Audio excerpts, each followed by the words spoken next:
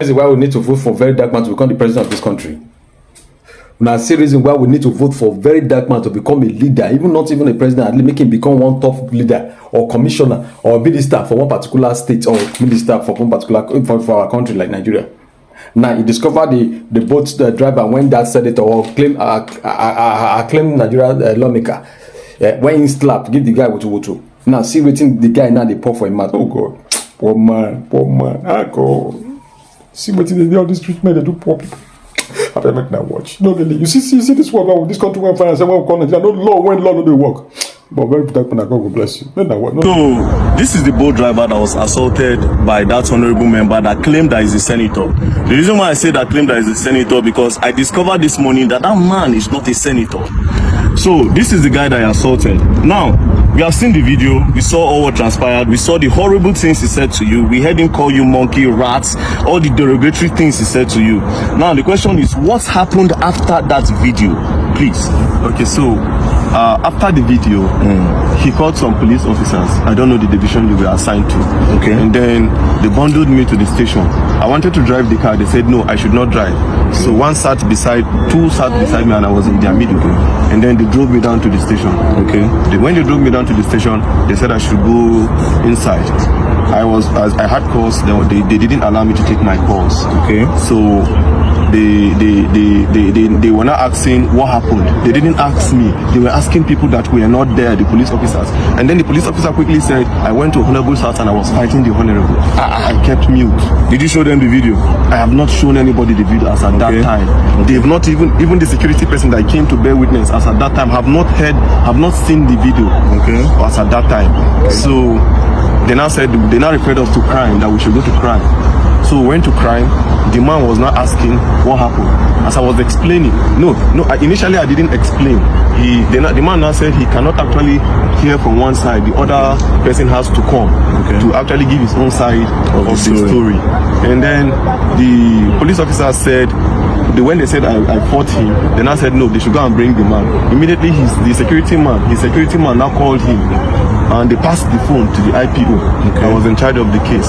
And then the IPO was now talking to him on the phone and stepped out of the office where we were. And after some time, he came back and said he wants to go and do investigation at the Honorable's house. Okay, the IPO left you at the station and said he wants to go. Which station was this? Metama police station. So it happened within Metama? It happened within Metama. Okay, so the IPO left you at the station and went to the Honorable's house. Okay. And then after, they kept me there for over 2 hours. I was behind, I was at the counter. I was not detained though. They kept you behind the counter? They kept me behind the counter. And then after 2 hours plus, he came back. And then he was now like, why did I record the video? Why did you now change He was not trying to change the narrative. And I asked him, is there a part of the law that says I cannot record what somebody is doing to me? He was becoming a threat to me.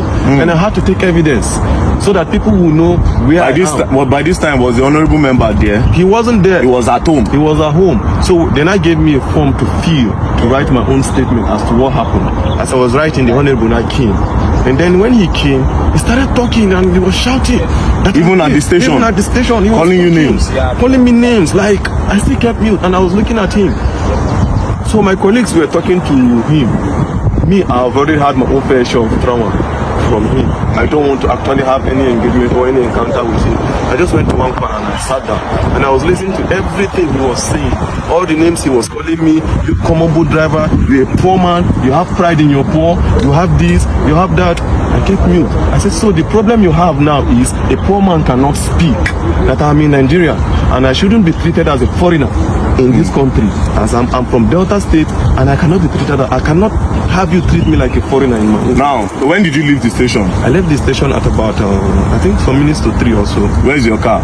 My car is still at the station. So the police collected your car? They collected my car. And you left the station this morning? Yeah, I left the station. Was the honorable member detained? He wasn't detained. They let him go? They let him go. That's really, really sad. Now, I want to ask you a question. The woman that sent you that message, do you know her name? I didn't know her name per se. Do you know her business name? I don't know her business name. It was a request. But I think I checked from my boat app. I think the last request that came in when I tried calling from the app, it was, I think, Gloria. Gloria? Yeah. Because she said something in that video. She said something like, And do you know who he is? She was also supporting him. That's why I'm asking you that if you know who she is. Now, what did you go and deliver to him? What even really happened? Just give me a brief summary of what happened before that video. Okay, before the video, I actually got a request on both. Okay. Right? I was closing already because I needed to resume work this morning at 8:30. Okay. So I was closing at 9:10. I said, let me just quickly go home so that I can have enough rest. So I got this request to Metama. I felt it was a normal request. And then she told me, no, that it's not a request, that I'm picking something up from a garden. Okay. Right? From a garden. Which garden? I don't know the name of the garden. She just described the garden that after Kado roundabout, okay, you will see one orange color container and then there's a garden beside it. Okay. So I just quickly went there, parked. The girl just came without wasting time, brought the package that it's a snail. I said, okay, snail, yeah. So she dropped it. It was the girl that brought it and dropped it on the seat. She understood that part. Okay. I was like, okay, there's no problem. I'm going. So on getting to the man's house, I called him. Okay, I'm at your gate. You know, I said, okay, I should give it to the security man. They gave it to the security man. The security man explained where the house address is. So I drove down to the house. On approaching, I called the man again. I said, okay, I'm here. He now said, I'm not here. That if you're here, I will see you. So I drove. He now said I should park beside one car. When I parked beside the car, I saw him. But I didn't know he was the one. So I saw him seated few meters away from my car. So I greeted, good evening, sir. He didn't respond. Good evening, sir. He didn't respond. So I presume he is not the one that I'm supposed to deliver this thing to. Okay. And since he didn't answer, the next thing is for me to call the person that has this package. The next thing I dialed the person's number and his phone rang. And then the next thing he was like, are you stupid? Are you mad? Are you a fool? Bring my stuff for me. I was not happy at the way he talked to me because I was doing my professional job, right? I was not happy. So I was like, okay, this thing you're saying to me, it has not gotten to it. Normally, I'm not even supposed to bring this thing to you. You are supposed to come and pick it yourself. Yeah. That was the only thing that got him angry. You're asking me to come to your car to pick my stuff? Are you okay? Do you know who you're talking to? It's okay. I can see the anger on your face, don't worry. The truth is that Nigeria is for everybody. Nigeria is not for one person. If an honorable member will be treating people like this, then just imagine what the president supposed to do. Now, I need to remind you, we are all clamoring for the youth to come to power. See this one and our youth. I always say something. The youth are looking for a better. They are not trying to make this country better. A lot of them. They want to get power to do worse than these people because they have a better way of hiding this evil than these old men in power. But nevertheless, the man does not have immunity. I just discovered that he's not a senator. So actually pursue this case. And I believe that the law will take its course. We'll go to, I've heard a lot of things about Midama police station, which I'm not going to say, but I believe in the new commissioner of police that have been moved here, commissioner of police Disu.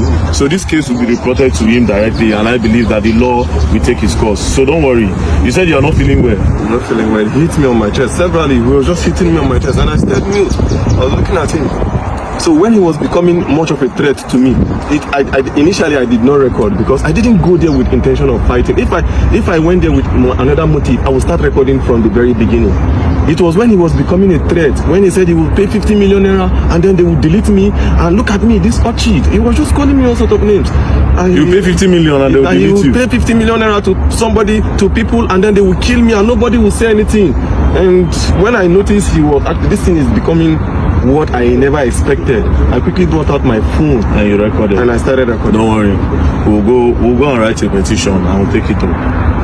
Oh, Allah, more they go.